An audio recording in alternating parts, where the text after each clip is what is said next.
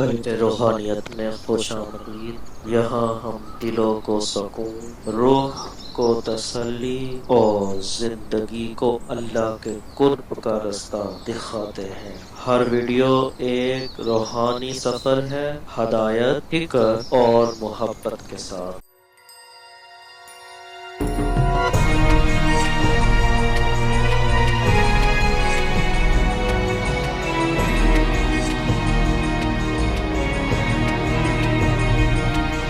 وہ لوگ قابل داد ہیں کہ جو دولت کی کثرت کے باوجود تکبر کی اس خصلت سے اور نمایاں ہونے کی اس آرزو سے مبرہ ہے۔ ایسے لوگوں کی کمی بھی معاشرے کے اندر نہیں ہے، جگہ جگہ ہمارا بھی جانا ہوتا ہے۔ کچھ لوگ ایسے ہوتے ہیں کہ دولت کی کثرت کے باوجود ان کے اندر عجز، خاکساری اور انسانی ہمدردی کے جو جذبے ہیں وہ قابل داد ہیں، اور میں ان پہ جتنی بھی داد ان کو دوں کم ہے۔ اللہ تعالیٰ ان کی عزتوں میں مزید فراوانی عطا فرمائے۔ گلی گلی کوچے کوچے ایسے لوگ بھی بکھرے ہوئے ہیں۔ حج کا یہ تیسرا مقصد تھا مساوات۔ حج کا چوتھا مقصد ہمیں ہمارے ماضی سے جوڑنا ہے۔ ہمارا جو ماضی ہے، ہماری جو تاریخ ہے، اس سے ہمیں جوڑنا، یہ حج کا چوتھا مقصد۔ آپ دیکھ لیجئے، ملاحظہ کر لیں پورے حج کو۔ ہم ملت خلیل سے ہیں اور ہمیں ماضی سے جوڑا گیا۔ طواف کعبہ ہے، پہلے چکر رمل کے لگائے جاتے۔ رمل کیا؟ جس طرح پہلوان اکھاڑے میں چلتا، تھوڑا سا ٹہل ٹہل کے کندھے چکا کے اس طرح طواف کرو، پہلے چکر رمل کے لگاؤ۔ اللہ کا گھر اور اکڑ کے چلیں، لیکن تاریخ لوڑی تو یوں ماجرا سامنے آیا کہ فتح مکہ کے دن کافر چھتوں پہ تھے، مسلمان شب و روز ہجرت مدینہ کے بعد جنگوں کی محنت، دین کے لیے تگ و تاز اور جد و جہد میں مصروفیت کی وجہ سے سخت کمزور تھے۔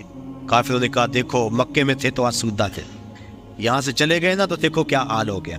آقا کریم فرمایا ذرا تم تھوڑا سا ٹہل کے چلو تاکہ انہیں پتہ چلے ہم باڑے نہیں تگڑے ہیں۔ ان کو دکھلانے کے لیے اس انداز کے ساتھ پہلے چکر رمل کے لگوائے اللہ کے گھر کے سامنے۔ اب کفار چھتوں پہ موجود نہیں ہوتے، علت ختم ہو گئی۔ جب علت ختم ہوئی تو معلول بھی ختم ہونا چاہیے تھا، لیکن علت ختم ہوئی، معلول ختم نہیں ہوا، چکر اسی طرح لگائے جاتے ہیں۔ گو کافر نہیں دیکھ رہے، یار کی سنت کو تو ادا کرنا ہے نا۔ تو یہ ماضی سے ہمیں جوڑا جا رہا ہے، ہمارا ذہن پلٹ کے ادھر چلا جاتا ہے اور فتح مکہ کا منظر آنکھوں کے سامنے گھوم جاتا ہے اور اسلام کی شان و شوکت سمجھ میں آتی۔ اب طواف کر لیں تو حجر اسود کو چومنا ہے۔ حجر اسود ایک پتھر ہے سیاہ رنگت کا، اور اس کو بڑھ بڑھ کے چوما جاتا ہے۔ انسان اپنی اکلوتی اولاد کے لیے اتنی کشش نہیں پاتا اپنے دل میں جتنی اس پتھر کے لیے پاتا ہے۔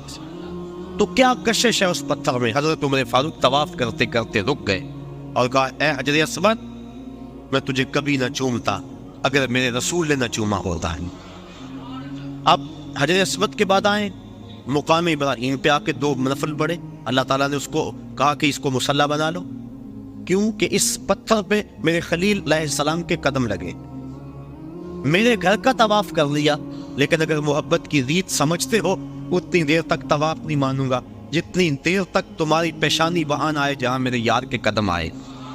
کہ اس کو مصلی بنا لو، قریب نماز پڑھو، سیدھ میں نماز پڑھ لو، قریب نماز پڑھ لو، اس کے آس پاس جہاں تمہیں جگہ ملتی ہے نماز پڑھ لو۔ یہاں نماز پڑھو گے اللہ تمہاری نماز قبول کرے گا، حج بھی قبول کر دے گا۔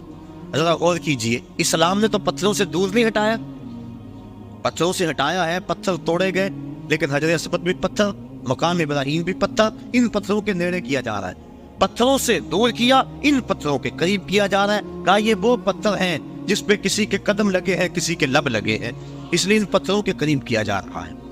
اب آگے آئیے، چاہے زمزم پہ چشمہ پھوٹ رہا ہے، پانی کھڑے ہو کے پیئیں، جو دعا مانگے پوری ہوگی، جس نیت سے پیئے پوری ہوگی۔ دنیا کے اوپر جتنے بھی چشمے جاری ہیں، وہ کشمیر میں ہو یا دنیا کے کسی اور خطے میں، وہ چشموں کو جاری کرنے والا کون ہے؟ اور چاہے زمزم کو جاری کرنے والا کون؟ سب چشموں کا خالق اور جاری کرنے والا اللہ۔ تو اس چشمے کو بھی اللہ نے جاری کیا، باقی دنیا کے چشموں کو بھی اللہ نے ہی جاری کیا، لیکن اس چشمے کا پانی کھڑے ہو کے پیئے، اس کا پروٹوکول ہے، اعزاز ہے۔ باقی چشمے بھی اللہ کے جاری کردہ، اس میں کیا خصوصیت ہے؟ اس لیے کہ اس چشمے نے اللہ کے نبی کے قدموں کے بوسے لیے ہیں، حضرت خلیل کے فرزند ارجمن حضرت اسماعیل کے بوسے لیے، ان کے قدموں کے بوسے لیے۔ اور جس نیت سے پیو، علماء کہتے ہیں اس نیت کو اللہ پورا فرما دیتا۔ سین حرم میں بڑا ہجوم تھا، ایک بہت بڑے محدث آئے ہوئے تھے، لوگ ان کی زیارت میں بڑھتے تھے، رش بڑا تھا، جو مسافہ کرتا دھکا لگتا آگے چلا جاتا، پھر دوسرا آدمی آ جاتا۔ ایک آدمی نے دیکھا، اس کا جی چاہا کہ میں ان بزرگوں کے پاس چند لمحوں کے لیے بیٹھوں، چونکہ اللہ والوں کی صحبت بہت بڑی دولت ہے، اگر مل جائے تو غنیمت سمجھنا چاہیے۔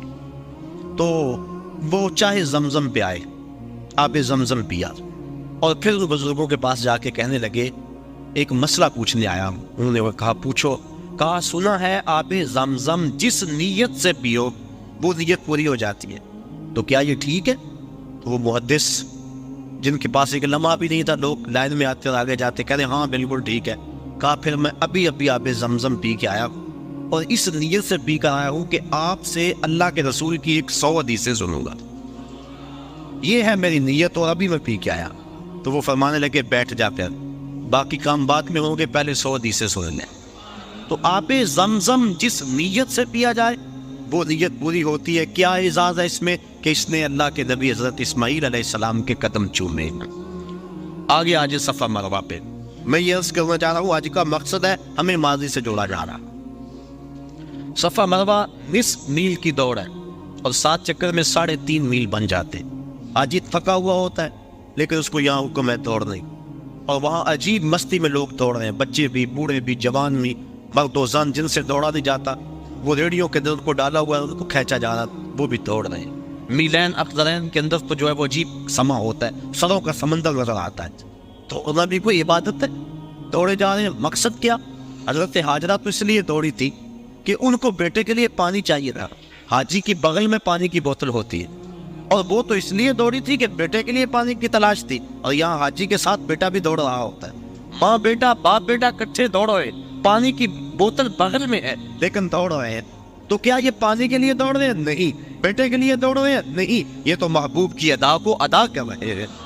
اور حضرت حاجرہ نے اس وادی غیر ذی زرع کے اندر جس طرح جرأت و استقامت کا ثبوت فراہم کیا، آپ نے علماء سے سنا، تفصیل کا وقت نہیں، کہ جب جناب خلیل علیہ السلام سیدہ حاجرہ کو چھوڑ کے واپس پلٹنے لگے تو یہ سال کا وقت تھا، تو حضرت حاجرہ بھر کے ان کا دامن تھام لیا، تمسکت بے ازیالہی، دامن تھام کے پوچھنے لگی اس تنہائی اور غربت میں چھوڑ کے کہاں جا رہے؟ وہاں انسانی وجود کیا، حیوانی وجود بھی نہیں تھا۔ مورخ اسلام فی جلندری اس جگہ کا نقشہ کھینچتے ہوئے لکھتا ہے، وہ وادی جس میں وحشت بھی قدم رکھتی تھی ڈر ڈر کے، جہاں پھرتے تھے آوارہ تھپیڑے باد سر سر کے، جہاں پر گھاس اگتی ہے، جہاں نہ پھول کھلتے ہیں، مگر وہ سرزمین ہے آسماں بھی جھک کے ملتے ہیں۔ وہی پہاڑوں میں دل کو ڈر لگے، عورت ذات اور معصوم بچہ گود میں، نہ پینے کے لیے کچھ ہے، نہ کھانے کے لیے کچھ، نہ کوئی ہمسائیگی، عورت کا وجود۔ حضرت حاجرہ کو حضرت ابراہیم علیہ السلام جب چھوڑ کے جانے لگے دامن تھام لیا، کہ اس تنہائی اور غربت میں چھوڑ کے کہاں جا رہے؟ کوئی جواب نہ دیا۔ پھر قدم اٹھایا تو آگے بڑھی، پاک تینت خاتون نے پھر دامن پکڑا، کہا اس تنہائی میں چھوڑ کے ہمیں کہاں جا رہے ہو؟ بسم اللہ الرحمن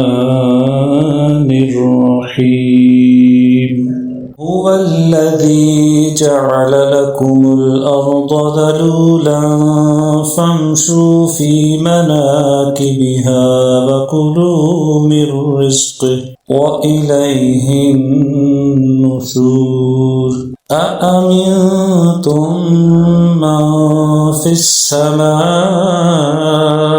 أن يخسف بكم الأرض فإذا هي تمور أم أمنتم من في السماء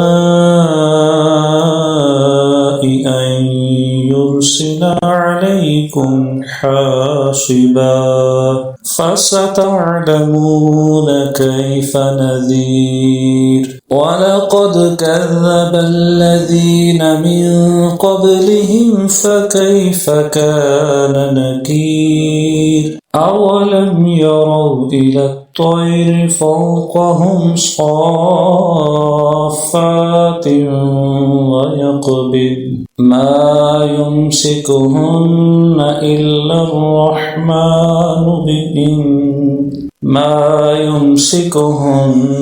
إِلَّا الرَّحْمَنُ إِنَّهُ بِكُلِّ شَيْءٍ بَصِيرٌ أَمَّنْ هَذَا الَّذِي هُوَ جُندٌ لَكُمْ يَنصُرُكُم مِّن دُونِ الرَّحْمَنِ إِنِ الْكَافِرُونَ إِلَّا فِي غُرُورٍ أَمَّنْ هَذَا الَّذِي يَرْزُقُكُمْ إِنْ أَمْسَكَ رِزْقَهُ بَل لَّجُّوا فِي عُتُوٍّ وَنُفُورٍ أَفَمَن يَمْشِي مُكِبًّا عَلَى وَجْهِهِ أَهْدَىٰ أَمَّن يَمْشِي سَوِيًّا عَلَى صِرَاطٍ مُّسْتَقِيمٍ قُلْ هُوَ الَّذِي أَنشَأَكُمْ وَجَعَلَ لَكُمُ السَّمْعَ وَالْأَبْصَارَ وَالْأَفْئِدَةَ قَلِيلًا مَّا تَشْكُرُونَ قُلْ هُوَ الَّذِي ذَرَأَكُمْ فِي الْأَرْضِ وَإِلَيْهِ تُحْشَرُونَ وَيَقُولُونَ مَتَىٰ هَٰذَا الْوَعْدُ إِن كُنتُمْ صَادِقِينَ قُلْ إِنَّمَا الْعِلْمُ عِندَ اللَّهِ وَإِنَّمَا أَنَا نَذِيرٌ مُّبِينٌ فَلَمَّا رَأَوْهُ زُلْفَةً سِيئَتْ وُجُوهُ الَّذِينَ كَفَرُوا وَقِيلَ هَٰذَا الَّذِي كُنتُم بِهِ تَدَّعُونَ قُلْ أَرَأَيْتُمْ إِنْ أَهْلَكَنِيَ اللَّهُ وَمَن مَّعِيَ أَوْ رَحِمَنَا فَمَن يُجِيرُ الْكَافِرِينَ مِنْ عَذَابٍ أَلِيمٍ قُلْ هُوَ الرَّحْمَنُ آمَنَّا بِهِ وَعَلَيْهِ تَوَكَّلْنَا فَسَتَعْلَمُونَ مَنْ هُوَ فِي ضَلَالٍ مُّبِينٍ قُلْ أَرَأَيْتُمْ إِنْ أَصْبَحَ مَاؤُكُمْ غَوْرًا فَمَن يَأْتِيكُم بِمَاءٍ مَّعِينٍ صدق الله العظيم.